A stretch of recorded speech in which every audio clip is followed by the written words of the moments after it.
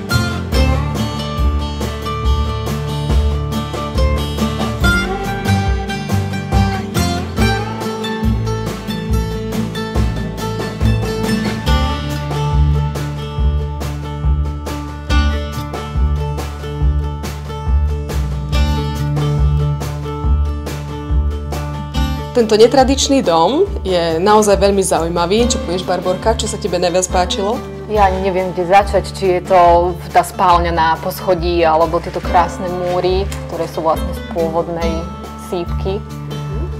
Naozaj si tu majitelia dali záležať na tejto rekonštrukcii a môžeme vám už teraz povedať, že ako bonus nie je len tento dom, ale ešte aj ďalšia nehnuteľnosť, ktorá k tomu prislúcha.